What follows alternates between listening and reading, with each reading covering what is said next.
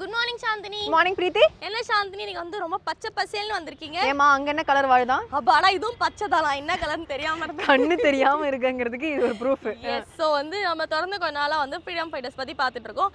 இன்னைக்கு ஒரு சூப்பரான ஃபைட்டரோட வந்திருக்கேன். யார் அப்படினு பாத்தீங்கன்னா சுப்ரமணிய சிவா.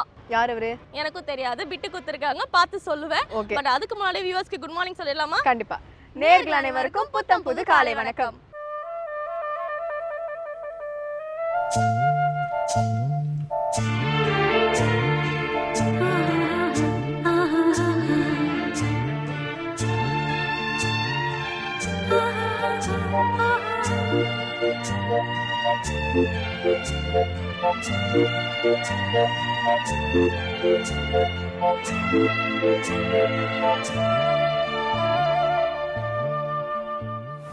So Preeti சுப்ரமணிய சிவா வந்து 1884 வருஷம் 4வது அக்டோபர் அன்னைக்கு பிறந்திருக்காரு.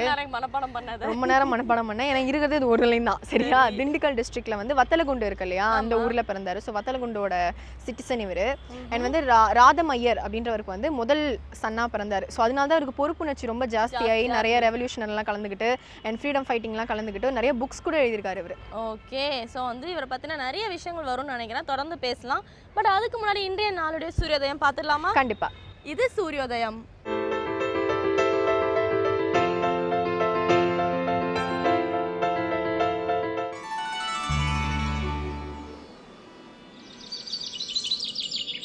இன்று 4/9/2015 வெள்ளிக்கிழமை, மன்மத வருடம் ஆவணி மாதம் 18ஆம் தேதி. இன்று சூரியோதயம் 6:02. ராகு காலம் காலை 10:30 மணி முதல் 12 மணி வரை.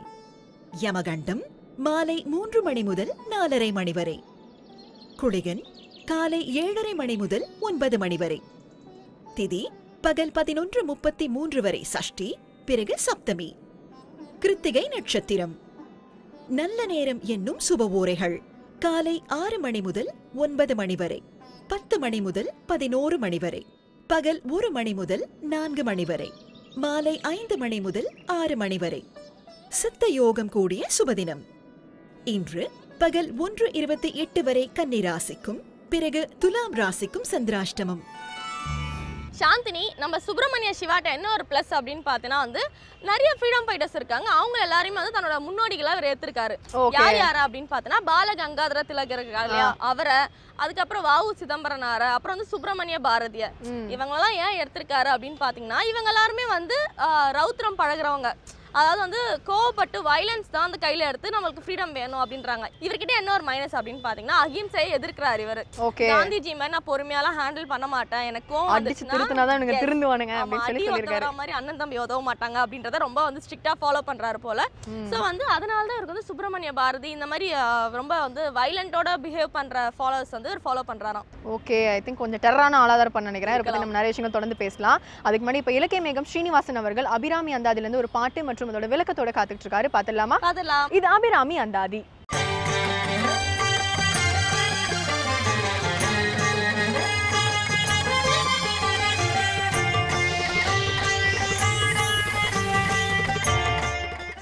ஸ்ரீவித்யோபாசனாசக்தம் ஸ்ரீவித்யாபீடபூஷணம் ஸ்ரீவித்யாபினவம் வந்தே ஸ்ரீ கிருஷ்ணானந்த சர்க்குரும். அனைவருக்கும் இனிய காலை வணக்கம். அபிராமி அந்தாதியின் அற்புத தமிழ் பாக்களிலே 32ஆம் பாடல் துர்மரணம் வராமல் இருக்க என்கின்ற தலைப்பிலான அருமையான பாடல். ஆசைக்கடலில் அகப்பட்டு அருளற்ற அந்தகன்கை பாசத்தில் அல்லற்பட இருந்தேனே, நின் பாதமென்னும் வாசக்கமலம் தலைமேல் வலிய வைத்து ஆண்டு கொண்ட நேசத்தை என் சொல்லுவேன் ஈசர்பாகத்து நேரிழையே என்ற பாடல். ஆசைக்கடலில் அகப்பட்டு அருளற்ற அந்தகன்கை பாசத்தில் அல்லற்பட இருந்தேனை. இந்த உலகத்திலே இந்த பிறவியை பெருங்கடல் என்று சொல்லுவார் வள்ளுவ பெருந்தகை. பிறவி பெருங்கடல் நீந்துவர் நீந்தார் இறைவனடி சேராதார் என்று.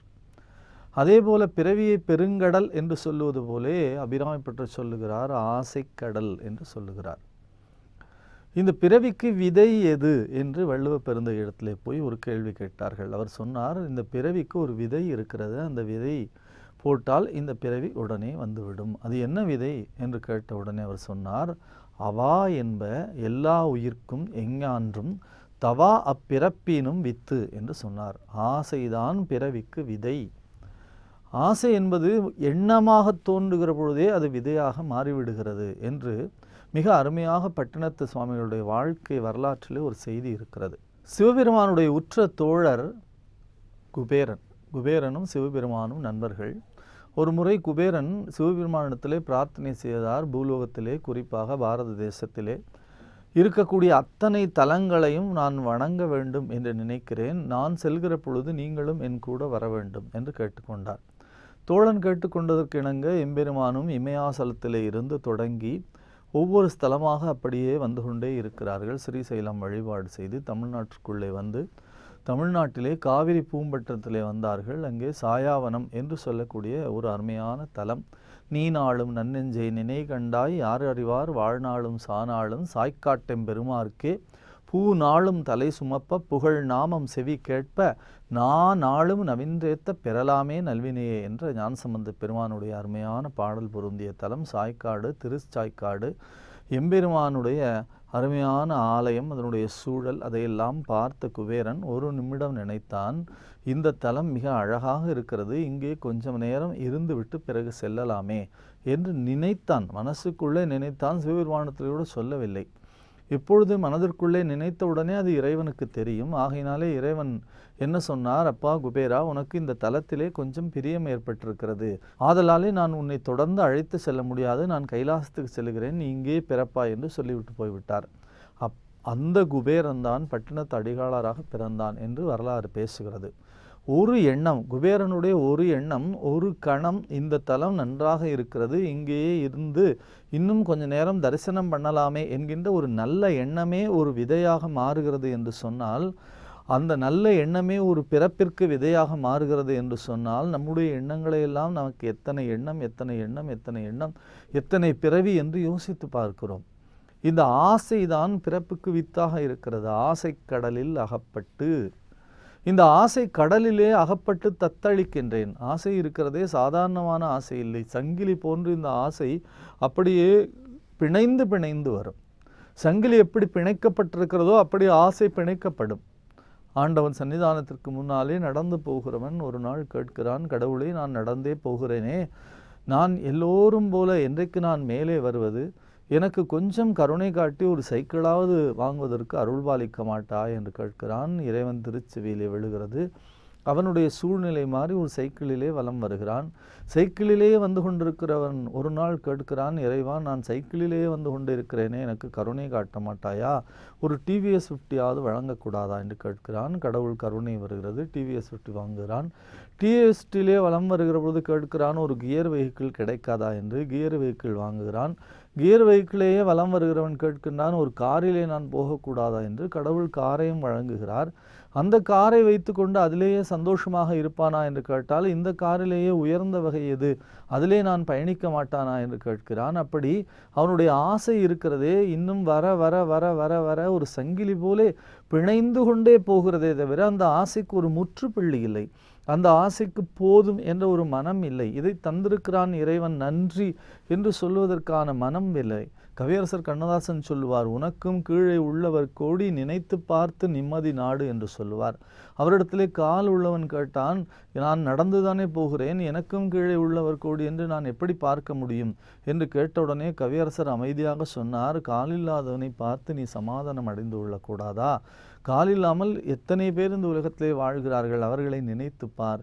காலிலே செருப்பு இல்லாமல் எத்தனை பேர் நடந்து போகிறார்கள், அவர்களை நினைத்துப்பார் என்று சொன்னார். ஏனென்றால் இந்த ஆசைக்கு ஒரு முற்றுப்புள்ளி எங்காவது ஒரு இடத்திலே வைத்தால்தான் இந்த பிறவி பிணியிலே இருந்து நாம் விடுபடலாம். அப்படி பிறவி பிணியிலே இருந்து விடுபடுவதற்கு வாய்ப்பு இல்லாமல் நாம் ஆசை இன்னும் இன்னும் இன்னும் இன்னுமாக பெருக்கி கொண்டே போகிறோம். ஆசை கடலில் அகப்பட்டு அருளற்ற அந்தகன்கை பாசத்தில் அல்லற்பட இருந்தேனே. ஆசைக்கடலில் அகப்பட்டு விட்டால், ஆசைக்கடலிலேயே மூழ்கி விட்டால், இன்னும் தேவை இன்னும் தேவை என்ற நம்முடைய தேவைகளை நாம் பெருக்கி கொண்டே போகிற பொழுது என்றைக்காவது ஒரு நாள் எந்த நேரத்தில் கூட அந்த அருளற்ற அந்தகன் வந்து சேருவான். எப்பொழுது வருவான், என்ன செய்வான், எப்பொழுது இந்த உயிரை கவர்வான் என்று யாருக்கும் தெரியாது, யாராலும் சொல்லவே முடியாது. அந்த ஒரு சூழ்நிலை எல்லோருக்கும் நன்றாக தெரிகிறது. ஏன் திருநீர் பூசுகிறோம் என்று கேட்டால், முடிசார்ந்த மன்னரும் ஒரு நாள் பிடிசாம்பல் ஆவார் என்ற தத்துவப்படி எல்லா மனிதனும் இறந்து போனால் எரிக்கப்பட்டு இந்த சாம்பல் போலே ஆகிவிடுவான் என்ற சிந்தனையோடு நாம் இருந்தால்தான் அதை ஒவ்வொரு நாளும் நாம் நினைத்து கொள்ள வேண்டும் என்று சொல்லித்தான் திருநீர் பூசுகிறோம். திருநீற்றை எடுக்கிற பொழுதே ஒரு மனிதனுக்கு நிலையாமை எண்ணம் வந்து விட வேண்டும். திருமண் எடுக்கிற பொழுதே ஒரு மனிதன் என்றைக்கும் இந்த மண்ணுக்குள்ளே இந்த மனிதன் மாண்டு விடுவான், மறைந்து விடுவான் என்ற எண்ணம் அவனுக்கு வர வேண்டும் என்று சொல்லித்தான் திருநீற்றையும் திருமண்ணையும் பெரியவர்கள் வைத்தார்கள். அப்படி வைக்கிற பொழுது அதை பார்த்து அதை பூசிக்கொண்டே அந்த திருமண்ணை இட்டுக்கொண்டே இருக்கிற ஒவ்வொரு நாளும் என்றைக்காவது அந்த நினைப்பு வந்திருக்கிறதா என்று கேட்டால் நிச்சயமாக அது வெகு சில பேரை தவிர யாருக்கும் வரவில்லை என்றுதான் சொல்ல வேண்டும். அப்படி சொல்லக்கூடிய ஒரு சூழ்நிலையிலே தான் ஆசை கடல், ஆசையிலே திரும்ப திரும்ப நீந்தி கொண்டே இருக்கிறோம். இந்த ஆசை என்றைக்காவது குறைந்திருக்கிறதா, அல்லது இந்த ஆசை என்றைக்காவது போதும் என்ற எண்ணத்தோடு வந்திருக்கிறதா என்று கேட்டால் நிச்சயமாக ஒரு நாளும் வந்ததில்லை.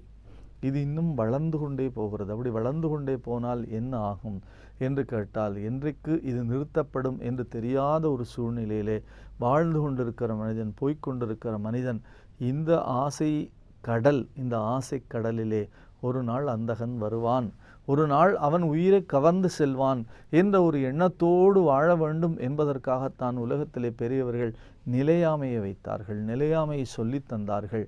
என்றைக்கு வேண்டுமானாலும் மாண்டு போகக்கூடிய இந்த உயிரை தினசரியாக நீங்கள் நன்மையை செய்து புதுப்பித்து கொள்ளுங்கள் என்று சொன்னார்கள். அந்த எண்ணம், அந்த விதை, அந்த நோக்கம் நமக்கு வந்துவிட்டது என்று சொன்னால் நிச்சயமாக ஆசை என்னும் விதை அடியோடு அழிக்கப்படக்கூடிய சூழ்நிலைக்கு வந்து விடுவோம். அது பேசுவதற்கு நன்றாக இருக்கும், சொல்வதற்கு நன்றாக இருக்கும், எழுதுவதற்கு நன்றாக இருக்கும், ஆனால் கேட்பதற்கு நன்றாக இருக்கும். ஆனால் நாம் பார்க்கிறோம் நடைமுறையிலே அதனை நெறிப்படுத்துவது என்பது மிகுந்த கஷ்டம். ஒரு உணவிலே கூட நம்மாலே சின்ன சின்ன விஷயங்களை துறப்பதற்கு நம்முடைய மனம் ஒத்து வரவில்லை. நான் நீண்ட நாட்களாக எண்ணெய் பலகாரம் சாப்பிட்டிருக்கிறேன், திடீரென்று மருத்துவர் சொல்லுகிறார் எண்ணெய் பலகாரத்தை சாப்பிடாதீர்கள் என்று சொன்னால் நம்முடைய மனம் அதை ஏற்பதில்லை. பார்த்தவுடனே ஏதாவது ஒரு விருந்திலே ஒரு வடை வைத்திருந்தாலும் ஒரு பணியாரம் வைத்திருந்தாலும் கூட இப்பொழுது சாப்பிட்டு கொள்வோம், அதற்கு வேறு ஏதாவது மருந்து போட்டுக்கொள்ளலாம் என்று நினைக்கிறோம். உங்களுக்கு சுகர் இருக்கிறது, நீங்கள் இனிப்பே சாப்பிடக்கூடாது என்று சொல்லிவிட்டாலும் கூட என்றைக்காவது இனிப்பை பார்க்கிற பொழுது இதை சாப்பிட்டு விட்டு கூடுதலாக ஒரு மாத்திரை போட்டுக்கொள்ளலாம் என்று நினைக்கிறோம். அப்படி உணவிலே தொடங்கி உடையிலே, சொத்து வாங்குவதிலே, பொருள் சேர்ப்பதிலே, ஆடைகளை சேர்ப்பதிலே, வாழ்க்கையினுடைய வசதிகளை பெருக்கிக் கொள்வதிலே, வாகனங்களை வாங்குவதிலே, இப்படி ஆசைகளை நாம் தொடர்ந்தாக செய்து கொண்டே இருக்கிற பொழுது, வளர்த்து கொண்டே இருக்கிற பொழுது ஒரு நாள் அந்தகன் வருவான் என்ற நினைப்பினை பெரியவர்கள் ஊட்டினார்கள். ஆசைக்கடலில் அகப்பட்டு அருளற்ற அந்தகன்கை பாசத்தில் அல்லற்பட இருந்தேனே, நின் பாதம் என்னும் வாசக்கமலம் தலைமேல் வலிய வைத்து ஆண்டு கொண்ட நேசத்தை என் சொல்லுவேன் ஈசர் பாகத்து நேரிழையே என்ற பிரார்த்தனையான அருமையான பாடல். இந்த பாடலை தொடர்ந்து சிந்திப்போம், நாளை சந்திப்போம். நன்றி, வணக்கம். பிரீத்தி சுப்பிரமணிய சிவாக்கு பார்த்தீங்கன்னா சபாபதி சர்மா அப்படின்ற ஒரு மகன் இருக்காரு. சபாபதி சர்மா பிரேக்ஃபாஸ்ட் இன்னும் முடிக்கலையா பிரீத்தி? ஓகே, நான் தெம்பா முடிச்சுட்டு வந்திருக்கேன், நான் தைரியமா பேசுவேன். ஓகேயா? ஸோ சபாபதி சர்மா வந்து இவரோட மகன்றதுனால இவருக்கு நிறைய சப்போர்ட் பண்ணியிருக்காரு. இவர் வந்து நிறைய தடவை அரெஸ்ட் ஆயிருக்காரு, 2 முறை அரெஸ்ட் ஆயிருக்காரு. 1908 1922 2 வருஷமும் அரெஸ்ட் ஆனப்போ இவருக்கு ரொம்ப ஹெல்ப் பண்ணியிருக்காரு சபாபதி சர்மா, அதோட மகன். அண்ட் வந்து அந்த ஜெயில் லைஃப் பத்தி, ஜெயில் லைஃப் அப்படின்ற பேர்லேயே வந்து ஒரு புத்தகம் ரிலீஸ் பண்ணார். இவரோட அந்த சிறை வாழ்க்கையை பத்தி ஒரு சுயசரிதை மாதிரி இருக்குமா அந்த புக்கு. இது இல்லாம ஞான பானு அப்படின்னு ஒரு ஜேர்னல் எழுதியிருக்காரு. அதுல வந்து இவர் எழுதின போயம், இவரோட கவிதைகள் எல்லாமே கலெக்ஷனா இருக்குமா. ஓகே, ஸோ வந்து இவர் நிறைய புக்ஸ் எழுதியிருக்காரு, ஒரு பெரிய ஒரு போயிட்டிஸ்டா தான் இருப்பாரு போல. நமக்கு தான் தெரியாம போயிடுச்சு யாருன்னு. சரி விடுங்க. அடுத்து நம்ம என்ன செகண்ட் பார்க்க போறோம் அப்படின்னு பாத்தீங்கன்னா அரோமா தெரப்பி பத்தி பேசுறதுக்காக டாக்டர் கீதா அசோக் நமக்காக காத்துட்டு இருக்காங்க. பாத்துடலாமா? கண்டிப்பா. இது இயற்கை மருத்துவம்.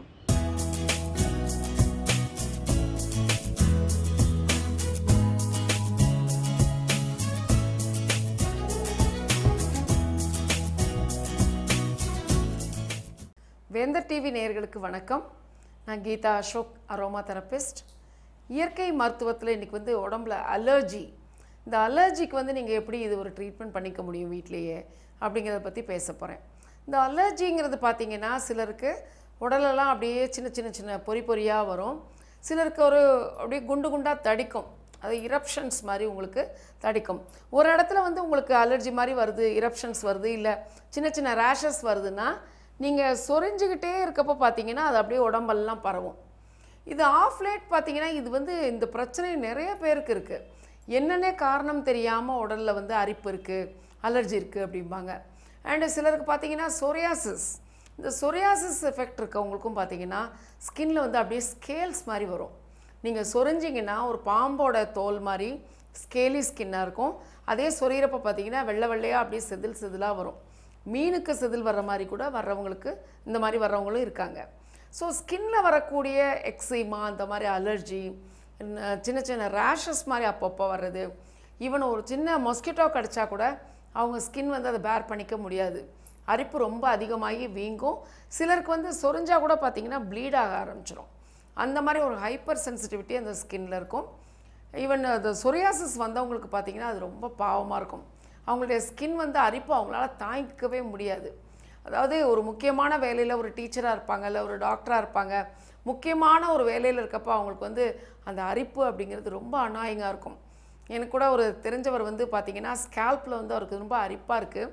அப்போ அவருடைய தலையை வந்து நம்ம ஸ்கேன் பண்ணி பார்க்குறப்ப பார்த்திங்கன்னா ஸ்கேல்ப் ஃபுல்லாக பார்த்திங்கன்னா ரெட் லைன்ஸ் இருந்துச்சு.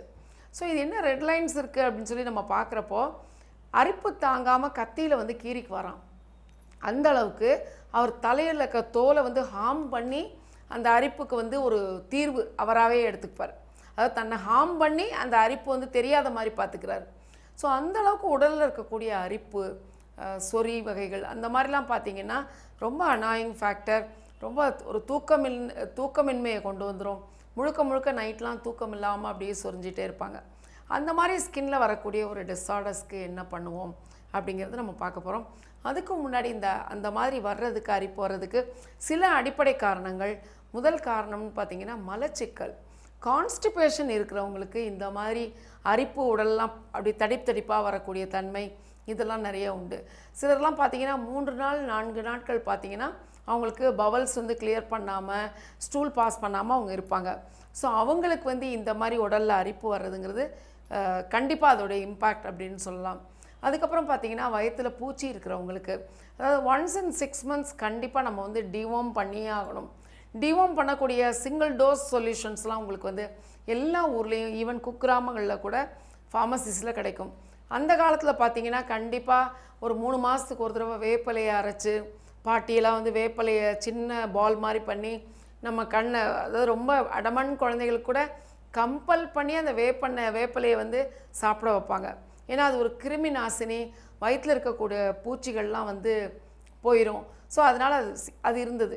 இப்போ பார்த்திங்கன்னா எண்ணெய் தேய்ச்சி குளிக்கிறது எல்லாமே ஓரளவுக்கு மறந்து போய்விட்ட ஒரு சூழ்நிலை. பிகாஸ் அந்த 7 நாட்களும் ஓடிக்கிட்டே இருக்கோம். நமக்கு அதெல்லாம் பழைய வழக்கங்கள்லாம் நம்ம வந்து ஃபாலோ பண்ண முடியாத சூழ்நிலை. ஸோ நம்ம யாரையுமே ப்ளேம் பண்ண முடியாது. அப்படி இருக்கிறப்ப என்ன ஆகுது, உங்களுக்கு இப்போ மார்க்கெட்லேயே எல்லா மெடிக்கல் ஷாப்லேயும் உங்களுக்கு வந்து டிவார்ம் பண்ணக்கூடிய சிங்கிள் டோஸ் சொல்யூஷன்ஸ் கிடைக்குது.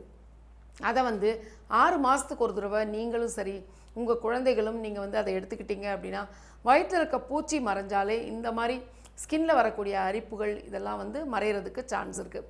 அதுக்கப்புறம் என்ன இருக்கலாம்னா கண்டாமினேட்டட் வாட்டர். நீங்கள் குளிக்கிற தண்ணி, சிலர் வந்து இந்த குளத்துலலாம் போய் குளிப்பாங்க, இல்லை வீட்டு தண்ணியை டேங்க்கெல்லாம் ரொம்ப நாள் கழுவாமல் வச்சுருப்பாங்க. அந்த மாதிரி இருக்கக்கூடிய தண்ணியில் இருக்கக்கூடிய கண்டாமினேஷன்ஸ் உங்கள் ஸ்கின்ல வந்து அலர்ஜி கொண்டு வரும். அப்பையும் பார்த்தீங்கன்னா இந்த அரிப்பு வந்து உங்களுக்கு வந்து தாங்கவே முடியாது. ஸோ அதையும் நீங்கள் வந்து உங்கள் வாட்டர் டேங்க்லாம் க்ளீன் பண்ணி, நீங்கள் குளிக்கிற குளத்தில் குளிக்கிறீங்க அப்படின்னா அந்த குளத்தில் வந்து எவ்வளோ தூரம் தண்ணி சுத்தமாக இருக்குன்னு தெரிஞ்சு நீங்கள் குளிக்கிறது நல்லது. அதுக்கப்புறம் பார்த்தீங்கன்னா ரேஷஸ் வரக்கூடியது, நீங்கள் யூஸ் பண்ணுற சோப்ஸ், நீங்கள் யூஸ் பண்ணுற காஸ்மெட்டிக்ஸ், நீங்கள் யூஸ் பண்ணுற ஷாம்பூ, இதெல்லாம் வந்து உங்களை ஸ்கின்னை வந்து பாதிக்கப்பட வைக்கும். கண்டிப்பாக காரத்தன்மை அதிகமுள்ள, அதாவது ஆல்கலைன் வேல்யூ அதிகமுள்ள சோப்போ ஷாம்பூவோ இல்லை நீங்கள் வேறு காஸ்மெட்டிக்கோ நீங்கள் யூஸ் பண்ணுறப்போ அது உங்கள் ஸ்கின்னுக்கு வந்து ஒரு ஒவ்வாமை கொண்டு வரும். எல்லாமே இப்போ விளம்பரங்களில் வருது அப்படின்னா எல்லா க்ரீம்ஸ் எல்லாமே நமக்கு அது சூட்டபிள் அப்படின்னு நீங்கள் எடுத்துக்கூடாது. இப்போ ஒரு ஸ்கின்னுக்கு வந்து ஃபுட்டாக இருக்கிறது இன்னொரு ஸ்கின்னுக்கு பாய்சனாக இருக்கும். ஸோ அது மாதிரி எடுக்கிறப்ப நீங்கள் உங்களுக்கு அங்கே கண்டிப்பாக எக்ஸ்பர்ட்ஸ் இருப்பாங்க. அவங்கக்கிட்ட உங்களுக்கு இந்த ஸ்கின்னுக்கு உரிய க்ரீமோ இல்லை சோப்போ ஷாம்பு உங்கள் ஸ்கின் டைப்புக்கு அது சூட்டபுளாக இருக்குமான்றதை பாருங்கள். இப்போ சென்னை மாதிரி சிட்டியில், கோயம்புத்தூர் இந்த மாதிரி ஊரில் பார்த்தீங்கன்னா ஒவ்வொரு சூப்பர் மார்க்கெட்ஸ்லேயும் ஒவ்வொரு காஸ்மெட்டிக்கும் இப்போ அதுக்கு எக்ஸ்பர்ட்ஸை வந்து அவங்க வந்து வச்சுருக்காங்க வேலைக்கு. அவங்க வந்து கண்டிப்பாக உங்கள் ஸ்கின்னை, ஹேரை அனலைஸ் பண்ணி நீங்கள் என்ன யூஸ் பண்ணலாம், என்ன யூஸ் பண்ணக்கூடாது அப்படின்னு சொல்லுவாங்க. இல்லை உங்களுடைய பியூட்டி தெரபிஸ்ட், உங்கள் டாக்டர், அவங்கக்கிட்ட போய் நீங்கள் வந்து கன்சல்ட் பண்ணிங்க அப்படின்னா நீங்கள் என்ன மாதிரி ஷாம்பூஸ் யூஸ் பண்ணலாம், எந்த மாதிரி சோப்பு யூஸ் பண்ணலாம் அப்படின்னு சொல்லுவாங்க. ஸோ விளம்பரங்களை மட்டுமே பார்த்து நமக்கு ஒத்து வராத லோஷன்ஸோ, ஒத்து வராத க்ரீம்ஸ், சோப் அந்த மாதிரி நீங்கள் யூஸ் பண்ணுறப்போ நிரந்தரமாக ரேஷஸ் வந்து நிரந்தரமாக அதெல்லாம் புண்கள் மாதிரி ஆகிறதுக்கோ, இல்லை அந்த ஸ்கார்ஸ் வந்து அப்படியே பெர்மனண்ட்டாக இருக்கிறதுக்கோ ஏதுவாயிடும். ஸோ இந்த காரணங்களில் உங்களுக்கு என்ன காரணங்கள் இருக்குங்கிறத பார்க்கணும். இதை தாண்டி ஒரு மிகப்பெரிய பிரச்சனை தான் தலையில் வரக்கூடிய பொடுகோ, சோரியாசிஸ் என்ற பிரச்சனையோ. அந்த மாதிரி வரப்போ என்ன ஆகும்னா, அந்த மாதிரி வரக்கூடிய ஃபங்கஸ் உங்கள் ரத்தத்தில் கலந்து உடலில் மற்ற பாகங்களுக்கும் பரவுறதுக்கு சான்ஸ் இருக்குது. அப்படி இருக்கப்போ பார்த்தீங்கன்னா உங்களுக்கு அரிப்பு அதிகமாக இருக்கும், ரேஷஸ் வரும். அது ஒரு அனாயிங் ஃபேக்டராக உங்களை வந்து தூக்கம் இழக்க செய்யும். உங்கள் ஃபர்தராக உங்கள் கேரியரில் வந்து நீங்கள் வந்து ஷைன் ஆகாத மாதிரி இது ஒரு பெரிய முட்டுக்கட்டையாக இருக்கும். ஸோ இதுக்கு நீங்கள் என்ன பண்ணலாம் அப்படிங்கிறத பற்றி இப்போ நான் சொல்ல போகிறேன். இதுதான் ட்ராகன் ஃப்ரூட்டு.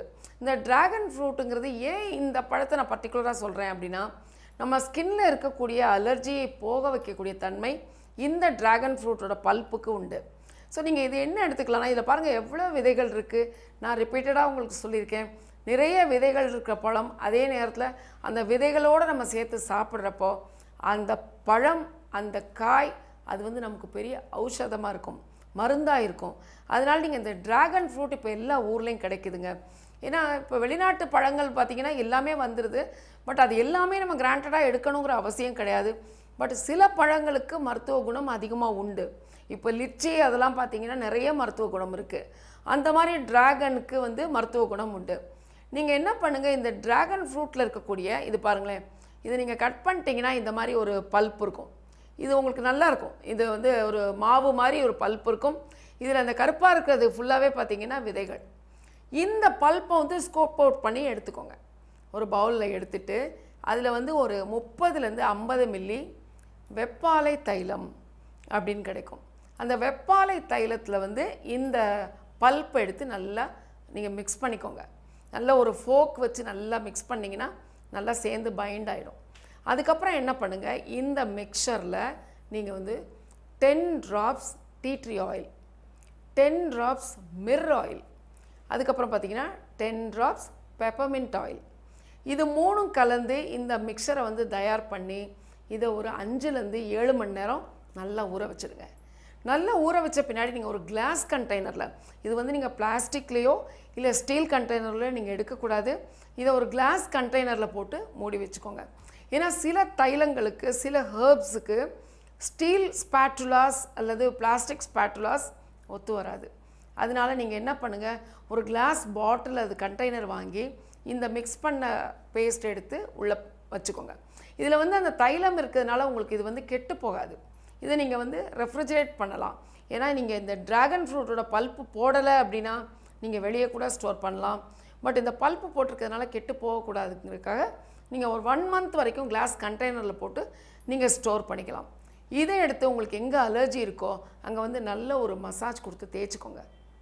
தேய்ச்சிட்டு இந்த பல்ப்பையே திரும்ப கொஞ்சம் அங்கே எங்கே உங்களுக்கு ரொம்ப எக்ஸ்டென்சிவாக நீங்கள் ரொம்ப அரிப்பு ஃபீல் பண்ணுறீங்களோ அந்த இடத்துல நீங்கள் வச்சுட்டு ஒரு பேண்டேஜ் கிளாத் போட்டு கட்டிட்டு 1 hour விட்டுருங்க. அதுக்கப்புறம் நீங்கள் எடுக்கிறப்போ அதில் இருக்கக்கூடிய அரோமா ஆயில், இந்த பழத்தோட எக்ஸ்ட்ராக்ஷன் அண்டு தைலத்தோட தன்மை இதெல்லாம் உங்கள் ஸ்கின்னுக்குள்ளே இறங்கி அலர்ஜி எதனால் வருதோ அந்த அலர்ஜிக்குரிய மூல காரணத்தை வந்து சரி பண்ணும். நீங்கள் தொடர்ந்து ஒரு 2 நாள் 3 நாள் போடுறப்ப டோட்டலாக இந்த அலர்ஜிலேருந்து வெளியே வருவீங்க. ஆனால் கண்டிப்பாக உங்களுக்கு அலர்ஜி வருதுன்னா அந்த அலர்ஜிக்கு அண்டர்லைன் காஸ் என்ன, ரூட் காஸ் என்னன்னு தெரிஞ்சு அதுக்கு நீங்கள் மருந்து எடுத்து அதை நீங்கள் சரி பண்ணீங்க அப்படின்னா இந்த அலர்ஜியிலேருந்து பெர்மனெண்ட்டாக வெளியே வரலாம். இல்லைன்னா நீங்கள் டாபிக்கல் அப்ளிகேஷன்ஸ் மட்டும் ஆயின்மெண்ட் போடுறீங்க, இந்த மாதம் அலர்ஜி போச்சுன்னா அடுத்த மாதம் திரும்ப வரும். ஸோ இதெல்லாம் பார்த்தீங்கன்னா ரூட் காசஸை சரி பண்ணக்கூடிய தெரப்பி, இந்த மாதிரி அரோமா தெரப்பி அதெல்லாம் நீங்கள் வந்து அது மாதிரி பண்ணிட்டீங்கன்னா பெர்மனெண்ட்டாக நீங்கள் அலர்ஜியிலேருந்து வெளியே வரலாம். சாந்தினி இந்த சுப்பிரமணிய சிவா வந்து யாரோட டிவோட்டி அப்படின்னு பார்த்தீங்கன்னா வந்து பரமஹம்சர் இருக்கார் பாத்தீங்களா, ராமகிருஷ்ண பரமஹம்சர், அப்புறம் வந்து சுவாமி விவேகானந்தா. ஓகே. இவங்க 2 பேரும் ரொம்ப ஃபாலோ பண்றாரு. ரொம்ப கன்ஃபியூசிங்கா இருக்குல்ல, காந்திஜி வேணான்றாரு அகிம்சை, ஆனா இவங்க 2 பேரும் ஃபாலோ பண்ணிட்டு இருக்காரு. கொலாபரேஷன் கொஞ்சம் லைட்டா கொலாபரேஷன் தான் இருக்கு. அண்ட் இவர் வந்து 2 புக் எழுதியிருக்காரு. என்ன அப்படின்னு பார்த்தீங்கன்னா ராமானுஜ விஜயம், அதுக்கப்புறம் வந்து சத்திய விஜயம் அப்படின்னு ஒரு புக் எழுதியிருக்காரு. இதுல வந்து 2த்துலயுமே வந்து ரொம்ப வந்து அந்த 2 பரமஹம்சரை பத்தியும் சுவாமி விவேகானந்தரை பத்தி ரொம்ப புகழ்ந்து எழுதியிருக்காரு அப்படின்னு சொல்லலாம். அண்ட் இதை தவிர்த்து இவர் என்ன ஃபாலோ பண்றாரு அப்படின்னு பார்த்தீங்கன்னா, தான் நடிக்கிற டிராமாலேயே ஆகட்டும் சரி, பஜனையிலேயே ஆகட்டும் சரி, எப்பவுமே வந்து மக்கள் வந்து எழுச்சியோட இருக்கணும், போராட்டத்தில் பங்கு பெறணுன்ற மாதிரி டிராமாஸ் பண்ணுவாராம். எல்லாத்தையும் தட்டி கேட்கணும், சமுதாயத்தில் நடக்கிற எல்லா அநீதியும் வந்து தட்டி கேட்கணும் அப்படின்னு ரொம்ப டெரராக எழுதியிருக்காரு. ரொம்ப டெரரான ஆளாக தான் இருக்காரு போக போக. சரி, ஓகே, தொடர்ந்து பேசலாம். அதுக்கு முன்னாடி doctor Sivaraman disease and prevention பற்றி பேசுறதுக்காக காத்துட்டு இருக்காரு. பார்த்துலாம். இதனால மரியா ஆவல்.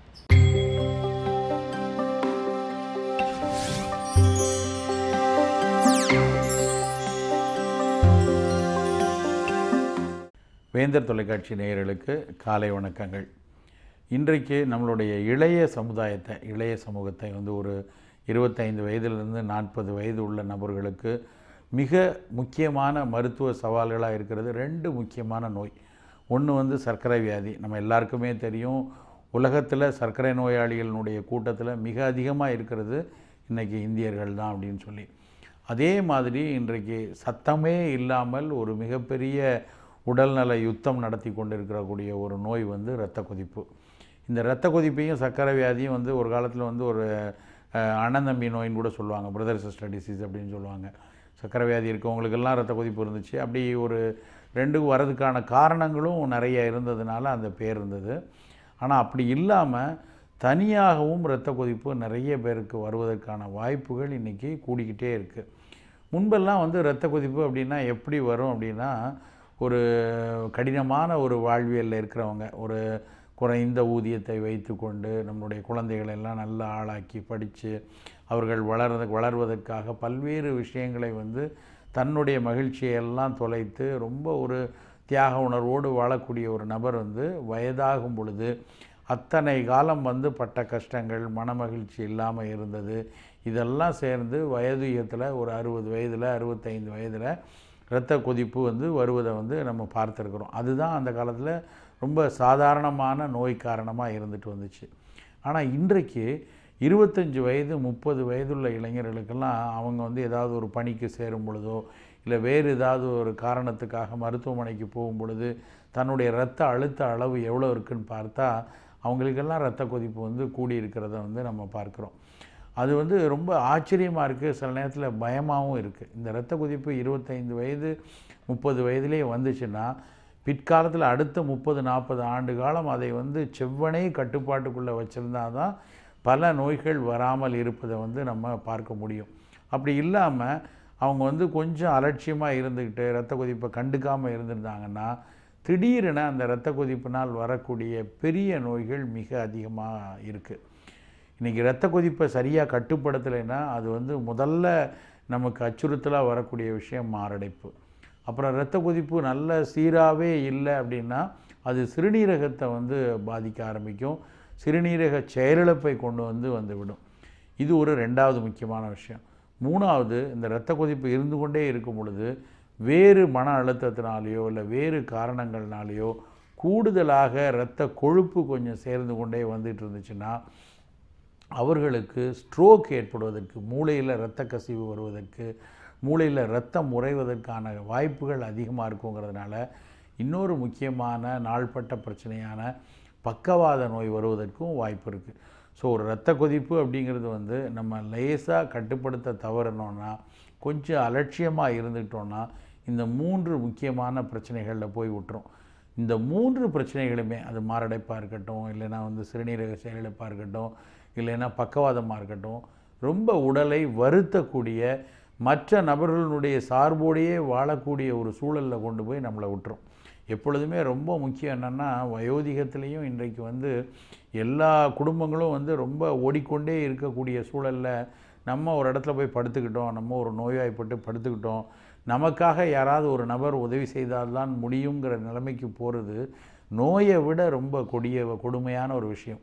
வசதிகள் இருக்கும், நல்ல வசதிகள் இருக்கும், வாய்ப்புகள் இருக்கும், ஆனாலும் வந்து நம்மை பார்த்து கொள்வதற்கும் நம்மை பராமரிப்பதற்கும் இன்னொரு நபரின் ஒரு துணை எப்பொழுதும் தேவையாக இருக்கிறதுங்கிறது ரொம்ப கொடூரமான விஷயம். அது கணவனாக இருந்தாலும் சரி, மனைவியாக இருந்தாலும் சரி, குழந்தைகளாக இருந்தாலும் சரி, நாம் பணம் கொடுத்து வேலை வாங்கக்கூடிய ஊழியராக இருந்தாலும் சரி, எந்த அளவுக்கு அது நம்மளுடைய உடலை பேணுவாங்க அப்படிங்கிறதுல வந்து நிறைய சந்தேகங்கள் வந்துக்கிட்டே இருக்குது. அதுவும் இன்றைக்கு இருக்கக்கூடிய துரித வாழ்க்கையில், நாகரிக வாழ்க்கையில் வந்து இதற்கான அக்கறைகள் ரொம்ப ரொம்ப குறைவாக இருக்கும். அதனால் ரொம்ப ரொம்ப முக்கியமான விஷயம் இரத்த கொதிப்பு வராமல் பார்த்து கொள்வது. நமக்கு உடம்புல வராமல் பார்த்துக்கொள்ளணும். லேசாக அது வந்து கூடுற மாதிரியான சிம்டம்ஸ் இருந்தாலோ, இல்லை இரத்த அழுத்தத்தை சோதிக்கும் பொழுது உங்களுக்கு வந்து இரத்த கொதிப்பு வருவதற்கான வாய்ப்புகள் இருக்குன்னு தெரிய வந்துச்சுன்னா உடனடியாக வந்து அதை ஆரம்ப நிலையிலேயே வேறறுக்குவதற்கு, இந்த நோய் வராமல் தடுப்பதற்கான அத்தனை பிரயத்தங்களையும் நம்ம வந்து செய்து தான் ஆகணும். சரி, இரத்த கொதிப்பு இருக்குதா இல்லையா அப்படிங்கிறது எப்படி தெரிஞ்சு கொள்வது அப்படின்னா, முதல் வார்த்தையே என்னென்னா, இந்த நோய்க்கு இன்னொரு பட்டப்பெயர் என்னென்னா சைலண்ட் கில்லிங் டிசீஸ் அப்படிம்பாங்க. அமைதியாக இருந்து நமக்கு ஒரு நோய் இருக்குங்கிற எந்த குறிகுணங்களையும் காட்டாமல் இருந்து பெருவாரியான துன்பங்களை வரக்கூடிய ஒரு நோய் தான் வந்து இரத்த கொதிப்பு. அதனால் நம்மளுடைய குடும்ப மருத்துவரை பார்த்து என்னுடைய இரத்த அழுத்தம் எவ்வளோ இருக்குது அப்படின்னு தெரிஞ்சுக்கிறது தான் முதல் முக்கியமான விஷயம். அதையும் வந்து முதல் முறை பார்க்கும் பொழுது நம்ம உட்கார்ந்து இருக்கும்போது இரத்த அழுத்தம் எப்படி இருக்குது, நின்று கொண்டிருக்கும் பொழுது இரத்த அழுத்தம் எப்படி இருக்குது, படுத்து இருக்கும்போது இரத்த அழுத்தம் எப்படி இருக்குது அப்படிங்கிறதையும் தெரிஞ்சு கொள்ளணும். ஒரு நாள் காலையில் தூங்கி எழுந்து போனோடனே எப்படி இருக்குங்கிறதையும் தெரிஞ்சுக்கணும். பணி முடித்து வரும்பொழுது எப்படி இருக்குது அப்படிங்கிறதையும் தெரிஞ்சு கொள்ளணும். இதையெல்லாம் வைத்தே நமக்கு இரத்த கொதிப்பு நாள்பட்டு வருவதற்கு வாய்ப்பு இருக்கா அப்படின்னு கண்டுபிடிச்சிட முடியும். நம்மளுடைய அப்பா அம்மாவுக்கு இரத்த கொதிப்பு இருந்தால் நமக்கு இரத்த கொதிப்பு வருவதற்கான வாய்ப்பு அதிகமாக இருக்கும். நம்மளுடைய வேறு நோய்கள், இரத்த கொழுப்பு அளவு அதிகமாக இருக்குது, சர்க்கரை கட்டுப்பாட்டில் இல்லை அப்படின்னா அப்போவும் நமக்கு இரத்த கொதிப்பு வருவதற்கான வாய்ப்புகள் மிக அதிகம். அதனால் இதில் எந்த கேட்டகரியில் நம்ம இருந்தாலும் போய் இரத்த கொதிப்பு இருக்கான்னு சோதிச்சுக்கிறது ரொம்ப முக்கியம். சில சிம்டம்ஸ் வந்து இது ஒருவேளை சைலண்ட் டிசீஸாக இருந்தால் கூட ஒரு சில குறிகுணங்களை நம்ம நுட்பமாக நம்ம உடலை ஆராய்ந்தோம்னா நம்ம இருக்குதாங்கிறத கண்டுபிடிச்சிடலாம். முதல் விஷயம் என்ன அப்படின்னா வந்து தூங்கி எழுந்த உடனே ஒரு தலைவலி வருது. தூங்கி எழுந்த உடனே தலைவலிக்குது அப்படின்னா அது இரத்த கொதிப்பு இருப்பதற்கான வாய்ப்புகள் மிக மிக அதிகம். தலைவலிக்கு வந்து மைக்ரேன் ஹெடேக்காக இருக்கலாம், இல்லை வாஸ்குலர் ஹெடேக்காக இருக்கலாம், இல்லைன்னா ஏதாவது சைனசைட்டிஸ் ஹெடேக்காக இருக்கலாம். அதெல்லாம் வந்து நீர் கோர்த்தாலோ, இல்லை வெளியே வெயிலில் போயிட்டு வந்தாலோ, இல்லை மாதவிடாய்க்கு முந்திய பொழுதுலையோ அப்போ தான் வந்து இந்த தலைவலியினுடைய தீவிரம் அதிகமாகும். நல்லா தூங்கி எழுந்த உடனே தலைவலி வருதுன்னா இது அந்த காரணங்கள்னால வந்திருக்கிறதுக்கான வாய்ப்புகள் மிக குறைவு. இரத்த அழுத்தம் உயர்வாக இருப்பதனால வர்றதுனால தான் இருக்கும் பெரும்பாலும். இது தவிர வேறு வந்து நம்ம என்ன மாதிரி புரிந்து கொள்ளலாம் அப்படின்னா, உடல் முழுக்க ஒரு சோர்வு இருக்குது. கை காலில் உள்ளங்காலில் எல்லாம் வந்து ஒரு ஏதோ குத்துற மாதிரி சுருக்குன்னு குத்துற உணர்வு, இல்லை மரத்து போன உணர்வு, தடித்த உணர்வு, இப்படி ஏதாவது ஒன்று இருந்ததுன்னா அதுவும் வந்து இந்த இரத்த கொதிப்பு இருப்பதற்கான ஒரு காரணமாக இருக்கலாம். இரவு தூக்கம் சரியாக வரல, நல்ல உறக்கம் இல்லை அப்படின்னா அது வந்து இரத்த கொதிப்பை உயர்த்துவதற்கும் காரணமாக இருக்கும். ஆல்ரெடி இரத்த கொதிப்பு நோய் இருக்கவங்களுக்கும் சரியாக தூக்கம் வராது. ஸோ இந்த குறிகுணங்களை நம்ம முதல்ல பார்த்து இதில் நமக்கு ஏதாவது தொந்தரவு இருந்ததுன்னா அதை முதல்ல சரி செய்து கொள்ளணும். சரி, எனக்கு இரத்த அழுத்தம் வந்துருச்சு, மருத்துவர் சொல்லிட்டாரு உங்களுக்கு வந்து இதயம் விரியும் பொழுதே 95க்கு மேலே இருக்குது, இதயம் சுருங்கும் பொழுது 140க்கு மேலே இருக்குது, கண்டிப்பாக நீங்கள் மருந்துகளை எடுத்துக்கொள்ளணும் அப்படின்னு சொல்லிட்டா உடனே பதட்டப்பட வேண்டியதில்லை. ஒரு குறைந்த காலத்துக்கு ரெகுலராக மருத்துவம் வந்து அவசியப்படத்தான் செய்யும். அதை நம்ம எடுத்துக்கொள்ளணும். ஒருவேளை உங்களுடைய வாழ்வியல் நல்ல செம்மைப்பட்டுச்சுன்னா, நல்ல உறக்கம், நல்ல நடைப்பயிற்சி, நல்ல மூச்சு பயிற்சி இருந்ததுன்னா உங்களுடைய மருத்துவரே அந்த இரத்த கொதிப்பு மாத்திரையை படிப்படியாக நிறுத்துவதற்கு வாய்ப்புகள் அதிகம். பல நேரங்களில் இரத்த கொதிப்பு வாழ்வியலோடையும் உணவோடையும் சம்மந்தப்பட்டிருக்கிறதுனால இதில் எல்லாம் மாற்றம் ஏற்படுத்தாமல் இரத்த கொதிப்பு மாத்திரையை வேண்டான்னு நிறுத்த முடியாது. நிறைய பேர் கேட்குற கேள்வி என்ன, நான் இரத்த கொதிப்புக்கு காலம் பூரா மாத்திரை எடுத்துகிட்டு தான் இருக்கணுமா, நான் இதுக்கு வேறு ஏதாவது மருந்து போயிடலாமா அப்படின்னு கேட்பாங்க.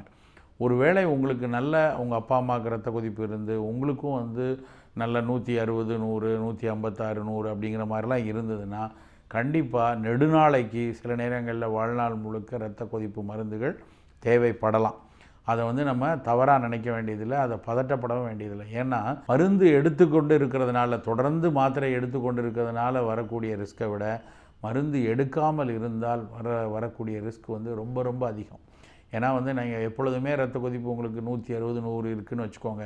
அப்போ அந்த நேரத்தில் திடீர்னு ஒரு துன்பச் செய்தி வருது, திடீர்னு ஒரு மன அழுத்தம் வருது, உறக்கம் இல்லாமல் போக வேண்டிய சூழல் வருது, ரொம்ப வந்து ஒரு தீவிர வேலையில் வரக்கூடிய நெருக்கடிகள் வருது. அந்த நேரத்தில் தடாலென மூளையினுடைய மிக நுண்ணிய இரத்த குழல்களில் ஏதாவது வெடித்து கசிவுகள் வந்துச்சுன்னா தடாலடியாக பக்கவாதம் வந்துடும், தடாலடியாக முகவாதம் வருவதற்கான வாய்ப்பு வரும். அந்த ஒரு செகண்டில் நமக்கு வந்து காலம் முழுக்க வந்து ஒரு அவதிப்படக்கூடிய ஒரு துன்பத்தோடு கொண்டு போய் விட்டுரும். அதனால் வந்து இரத்த கொதிப்பை கட்டுப்பாட்டில் வச்சுருக்கிறது ரொம்ப ரொம்ப முக்கியமான ஒரு விஷயம். நீங்கள் வந்து இதுக்கு என்ன மருத்துவம் எடுத்துக்கொண்டாலும் சரி, அது நவீன மருத்துவமாக இருந்தாலும் சரி, சித்த மருத்துவமோ ஆயுர்வேத மருத்துவமோ இயற்கை மருத்துவமோ எது எடுத்துக்கொண்டாலும் இதை வந்து நம்ம வந்து கட்டுப்பாட்டில் இருக்கான்னு அவ்வப்போது சோதிச்சு கொள்ளணும். நான் தான் மாத்திரை போடுறேனே அப்படின்னு ஒரு 10 வருஷத்துக்கு முன்னாடி எழுதி கொடுத்த மருந்தை வந்து ஒரு சீட்டை வந்து பர்சுக்குள்ளேயே வச்சுட்டு அதை வாங்கி நம்ம பாட்டுக்கு சாப்பிட்டுட்டே இருக்கிற நிறைய இரத்த கொதிப்பு நோயாளிகள் இருக்காங்க. அப்படி இல்லாமல் பீரியாடிக்கலாக செக் பண்ணிக்கிறது, பீரியாடிக்கலாக சிறுநீரக பாதை சரியாக இருக்குதா. ஏன்னா இரத்த கொதிப்பு பல பேருக்கும் இன்றைக்கி என்ன பிரச்சனை உண்டாக்குதுன்னா சிறுநீரக செயலிழப்பை கொண்டு வந்து விட்டுருது. அப்போ அது சரியாக இருக்கா, உங்களுடைய உப்புக்கள் கரெக்டான அளவில் இருக்கா, அந்த கிளாமருலா ஃபில்ட்ரேஷன் வந்து சரியான அளவில் இருக்கா, புரதங்கள் கழிகின்றதா அப்படிங்கிறதெல்லாம் அடிக்கடி ஒரு 6 மாதங்களுக்கு ஒரு முறை, ஒரு வருடத்துக்கு ஒரு முறை செக் பண்ணி பார்த்துக்கிட்டு உங்கள் மருத்துவரிடம் ஆலோசித்து கொள்ளணும். இப்படியெல்லாம் இருந்தால் மட்டும்தான் இரத்த கொதிப்பை கட்டுப்பாட்டில் வச்சுருக்க முடியும். நிறைய வெள்ளைத்தாமரைப்பூ, மருதம்பட்டை, சின்ன வெங்காயம், செம்பருத்தி இந்த மாதிரியான விஷயங்கள் எல்லாம் இரத்த கொதிப்பை கட்டுப்பாட்டில் வைத்திருப்பதற்கு உங்களோட மருந்துகளோடு கூட பலமாக இருக்கக்கூடிய நல்ல உணவுகள். அதையும் சேர்த்து எடுத்துக்கொண்டு மருத்துவத்தையும் செய்து கொண்டு வந்தோம்னா இந்த இரத்த கொதிப்பை எப்பொழுதுமே நல்ல கட்டுப்பாட்டில் வைத்திருக்கலாம். ஸோ பிரீத்தி, நம்ம சுப்பிரமணிய சிவா வந்து அவரோட ஊர்லேருந்து பாப்பரப்பட்டி கிராமத்துக்கு வந்திருக்காரு. எதுக்கு அப்படின்னு பார்த்தீங்கன்னா, அந்த ஊரில் வந்து நிறைய ஃப்ரீடம் சம்மந்தப்பட்ட ஆக்டிவிட்டீஸ்லாம் செய்யலாம், மக்களுக்கு வந்து ஒரு புரட்சி சம்மந்தப்பட்ட விஷயங்கள்லாம் பரப்பலாம் அப்படின்னு சொல்லி அந்த ஊருக்கு வந்திருக்காரு. 1921 அந்த ஊருக்கு வந்திருக்காரு. அதுக்கப்புறம் இவர் ஜெயிலில் இருந்தப்போ இவருக்கு ஆக்சுவலி குஷ்ட நோயால் பாதிக்கப்பட்டிருக்காரு இவர். ஸோ அதனால இவரால் நடக்க முடியலையாம். ஸோ அதனால வந்து இவர் ஏதோ தீண்டத்தகாதவர்கள் மாதிரி இவரை ட்ரெயினில் ட்ராவல் பண்ண விட மாட்டாங்களாம், பஸ்ஸில் ட்ராவல் பண்ண விட மாட்டாங்களாம். ஒரு பெரிய நோயாவே இருக்காங்க. ஆமாம், எல்லா ஊருக்கும் எல்லாருக்கும் பரவிடும் அப்படின்னு கான்டேஜியஸ் டிசீஸ் அந்த மாதிரி சொல்லப்பட்டிருக்கு குஷ்டங்கிறது. இப்போதைக்கு நிறைய மருந்துகள் வந்தாலும் அந்த காலத்தில் அந்த மாதிரி கருதப்பட்டு இவர் வந்து ஒதுக்கி வச்சிருக்காங்க. அதையும் தாண்டி வந்து இவர் ஃப்ரீடம் சம்மந்தப்பட்ட நிறைய ஆக்டிவிட்டீஸ் வந்து செஞ்சுட்டே இருந்திருக்காரு. ஓகே, ஸோ வந்து அதான் அவர் சொல்றதே தெரியுது இல்லையா. ஸோ என்னதான் தனக்கு ஆனாலும் சரி நம்ம தாய்நாட்டை காப்பாற்றணுன்ற வெறியில இருந்திருக்கான்றது ரொம்ப அப்பட்டமாக தெரியுது. ஓகே, தொடர்ந்து பேசலாம். பட் அதுக்கு முன்னாடி வந்து இன்றைய 12 ராசிக்கான பலனை சொல்றதுக்காக யதார்த்த ஜோதிடர் ஷெல்வி நமக்காக காத்துட்டு இருக்காரு. பார்த்துடலாமா? கண்டிப்பா. இது யோகம் நல்ல யோகம்.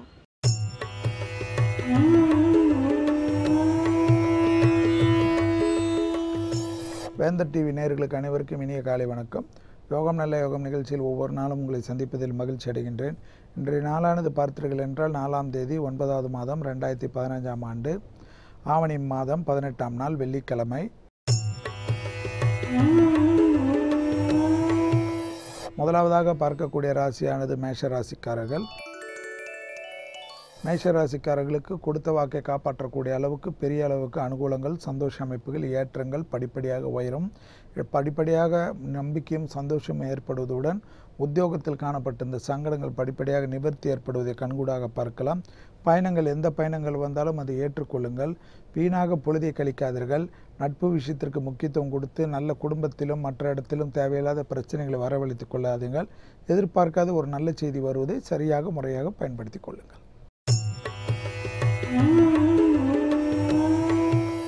அடுத்ததாக பார்க்கக்கூடிய ராசிக்காரர்கள் ரிஷபராசிக்காரர்கள். ரிஷபராசிக்காரர்களுக்கு கண்டிப்பாக வெளிவட்டாரத்தில் யோகமும் அனுகூலமும், தொலைதூர செய்திகள் நன்மைகள் எல்லாம் காணப்பட்டாலும் குடும்பத்தில் தேவையில்லாத உறவு முறையிலேயோ நண்பர்கள் முறையிலேயோ தேவையில்லாத குழப்பங்கள் காணப்படலாம். எனவே பிறர் குடும்ப விஷயத்திலோ அல்லது உங்கள் குடும்ப விஷயத்திலோ யாரையும் அணுகாமல் பாதுகாத்து கொள்வது நன்மை தரும். மற்றபடி எதிர்பார்க்காத ஒரு அனுகூலமான நல்ல விஷயங்கள் ஏற்படுவதுடன் வண்டி வாகனத்தில் பழுதாக இருந்தால் புதுப்பித்து செல்வதே நன்மை தரும்.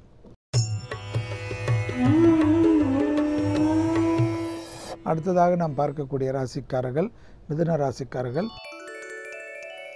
வார்த்தைகளில் கோபதாபங்கள் வேண்டாம். வார்த்தை கொடுப்பதற்கு முன்பாக யோசியுங்கள். எல்லா விஷயத்திலும் பொய்யாக பேசுவது பெரும் சிக்கலையும் பெரும் பாதிப்பையும் மதிய வேளையிலிருந்து ஏற்படுத்திவிடும் என்பதை நினைவில் வைத்துக் கொள்ளுங்கள். எல்லா விஷயத்திலும் சுலபமாக போய் கொண்டிருந்த காரியங்கள் கூட சிறிது சுலபம் இல்லாமல் காணப்படக்கூடிய கடினமான அமைப்பு ஏற்படும். எனவே மிதுன ராசிக்காரர்கள் வார்த்தைகளில் மிக மிக கவனம். அது குடும்பமாகட்டும், வெளிவட்டாரமாக இருக்கட்டும், தொழிலாக இருக்கட்டும். அடுத்ததாக பார்க்கக்கூடிய ராசிக்காரர்கள் கடக ராசிக்காரர்கள். லாபமான நாள். மனதிற்கு பிடித்த ஒரு பொருள் சேர்க்கைக்கு உண்டான உத்தரவாதம் அடிபடுவது, பெண்களுக்கும் ஆண்களுக்கும் பெரிய அளவு யோகத்தையும் அனுகூலத்தையும் பெறுவது, நீண்ட நாட்களாக ஒரு கனவு நிறைவேறுவதற்கு உண்டான சாத்தியக்கூறுகள் ஏற்படுவது, அவரவர் வசதிக்கு ஏற்ப சுபவிரய பிராப்தங்கள் அனுகூலங்கள் ஏற்படுவது, நீண்ட நாட்களாக தள்ளி போய் கொண்டிருந்த சுபகாரிய தடைகள் பரிபூர்ண நிவர்த்தி ஏற்படுவது, தெய்வ வழிபாட்டில் ஏற்றமும் அனுகூலமும் காணப்படுவது, வண்டி வாகனத்தில் மாற்றங்கள் பெரிய அளவு அனுகூலத்தை ஏற்படுத்தி தரும்.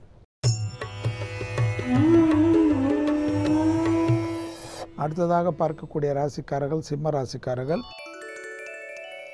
சிம்ம ராசிக்காரர்களுக்கு உத்தியோக தடைகள் தவிடு பொடியாவதை கண்கூடாக பார்க்கலாம். மன சங்கடங்கள் பரிபூர்ண நிவர்த்திகள். மாலைக்கு பிறகு ஏதேனும் பிரயாணங்கள் வந்தால் ஏற்றுக்கொள்வது நன்மை தரும். தொலைதூர விஷயங்கள், தெய்வ யாத்திரைகள், தெய்வ திருப்பணிகளுக்கு உண்டான அனுகூலங்கள் காணப்படுகிறது. பெரிய மனிதர்களின் சந்திப்பு, பெரிய மகான்களின் சந்திப்பு, அரசியலில் பெரிய அளவுக்கு உண்டான அரசியல் அமைப்பில் உள்ள பருவம் அதிகாரத்தில் உள்ளவர்கள் சந்திப்பெல்லாம் அனுகூலத்தை ஏற்படுத்தி தரும். கண்டிப்பாக விடுபட்டிருந்த நட்பில் இருந்த விரிசல்கள் மறைந்து அந்யோன்யம் அதிகரிக்கும்.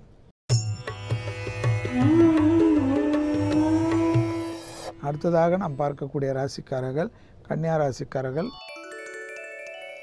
மதியம் வரை காணப்பட்டிருந்த சந்திராஷ்டமம் பிறகு படிப்படியாக குறைய ஆரம்பித்து விடுகிறது. எல்லா விஷயத்திலும் அனுகூலங்கள் காணப்படுகிறது. எடுத்த காரியத்தில் ஜெயம், அனுகூலங்கள் காணப்படுவதை சரியாக முறையாக பயன்படுத்தி கொள்ளுங்கள். தொட்டது தொடங்கக்கூடிய காலகட்டமாக காணப்படுகிறது. உத்தியோகத்தில் பெரிய அளவுக்கு அனுகூலமும், எதிர்பார்க்காத இடத்திலிருந்து நல்ல செய்தியும், முன்னேற்றத்துக்கு உண்டான சீரும் சிறப்பும் பெறுவதுடன் புது பொருள் சேர்க்கை, மனதிற்கு அனுகூலங்கள் ஏற்படும். தந்தையாருடன் வாக்குவாதங்கள் வேண்டாம்.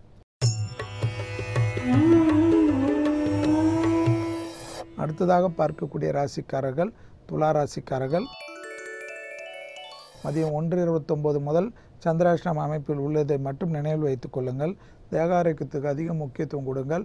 அதே சமயம் உத்தியோகத்திலோ, தொழில் அமைப்பிலோ, பண அமைப்பிலோ, கொடுக்கல் வாங்கலிலோ, பிள்ளைகள் விஷயத்திலோ ஒரு குறைபாடும் காணப்படவில்லை. வாக்கு அமைப்பில் மட்டும் உள்ள சனியால் தேவையில்லாத கோபத்தில் மற்றவர்களை தவறாக பேசுவதோ குறையாக பேசுவதோ மட்டும் பாதிப்பை ஏற்படுத்தும் என்பதை துலா ராசிக்காரர்கள் உணர்ந்து கொள்ள வேண்டும்.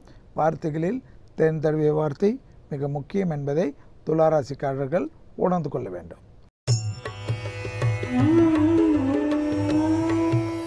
அடுத்ததாக நாம் பார்க்கக்கூடிய ராசிக்காரர்கள் விருச்சக ராசிக்காரர்கள். விருச்சக ராசிக்காரர்களுக்கு உத்தியோகம், தொழில் அமைப்பு, வியாபார அமைப்பு அபிவிருத்தி ஏற்படும். நல்ல முன்னேற்றம் காணப்படும்.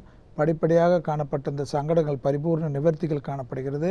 துணை அல்லது துணைவியாருடன் வாக்குவாதங்கள் வேண்டாம். வெளிவட்டாரத்தில் விட்டு கொடுக்கின்ற நீங்கள் உங்கள் குடும்ப விஷயத்தில் இவ்வளவு கோபதாபப்படுவது எந்த விதத்தில் நியாயம் என்பதை யோசித்துக் கொள்ளுங்கள். படிப்படியாக நல்ல விஷயங்கள் வருவதற்குண்டான அனுகூலங்கள் வெளிவட்டாரத்தில் காணப்பட்டாலும் குடும்ப விஷயத்தில் காணப்படுகின்ற ஆக்ரோஷங்கள் பெரும் அளவு சந்தோஷத்தை கெடுத்து விடலாம்.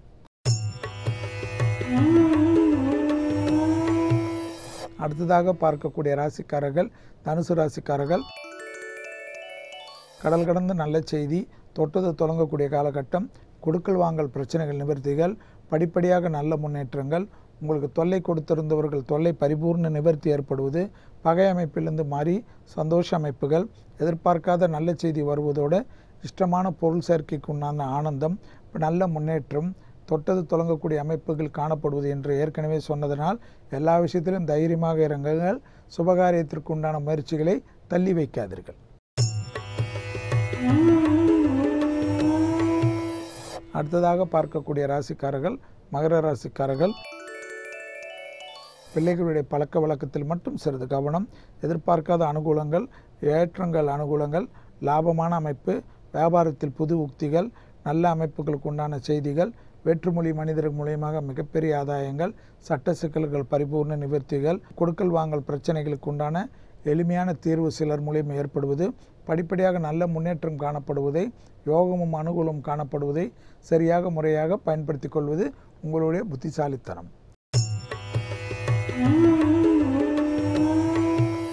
அடுத்ததாக நாம் பார்க்கக்கூடிய ராசிக்காரர்கள் கும்பராசிக்காரர்கள். பெற்றோர் பெரியோர் உடல்நிலை மதியத்திலிருந்து சிறிது கவனமாக பார்த்து கொள்ள வேண்டும். பெற்றோர் பெரியோருடன் வாக்குவாதங்கள் வேண்டாம். அனுகூலமான செய்திகள் எல்லாம் காணப்பட்டாலும் மன சங்கடங்கள் காணப்படுகிறது. பிறரை பற்றி புறம் கூறுவதை தவிர்த்து கொள்ளுங்கள். நல்ல முன்னேற்றமும் அனுகூலமும் பெரும் சீரும் சிறப்பும் பெறுவதற்குண்டான யோகத்தை அடிப்படையாக கொண்டது.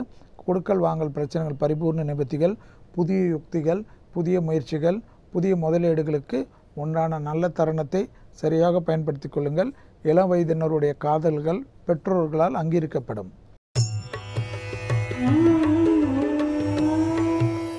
அடுத்ததாக பார்க்கக்கூடிய ராசிக்காரர்கள் மீனராசிக்காரர்கள்.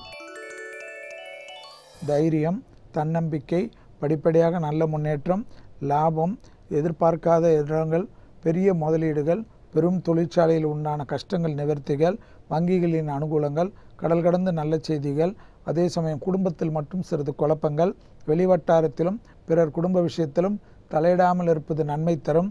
தொட்டது தொடங்கக்கூடிய காலகட்டம். யோற்றமும் அனுகூலமும் காணப்படுவதை சரியாக முறையாக பயன்படுத்தி கொள்ளுங்கள். யோகமும் அனுகூலமும் சீரும் சிறப்பும் பெறுவதை கண்கூடாக பார்க்கலாம். மீண்டும் நாளை யோகம் நல்ல யோகம் நிகழ்ச்சியில் சந்திப்பதில் மகிழ்ச்சி அடைகின்றேன். நன்றி, வணக்கம். சாந்தினி நம்ம இந்தியன் ஃப்ரீடம் ஃபைட்டர்ஸ்ல வந்து பாடுபட்டு ஃபர்ஸ்ட் பிரிசனுக்கு போன, அதாவது ஜெயிலுக்கு போன மொதல் ஆள் வந்து நம்ம சுப்பிரமணிய சிவா தான். இவர் எப்போ இறந்தாரு அப்படின்னு பாத்தீங்கன்னா 1921 இறந்திருக்காரு. அண்ட் இவரோட சமாதி எங்க இருக்குன்னா பப்பரப்பட்டி அப்படின்ற ஊர்ல இருக்கு. அது எங்க இருக்குன்னு எனக்கு தெரியல, அப்படி ஊர்ல இருக்கு.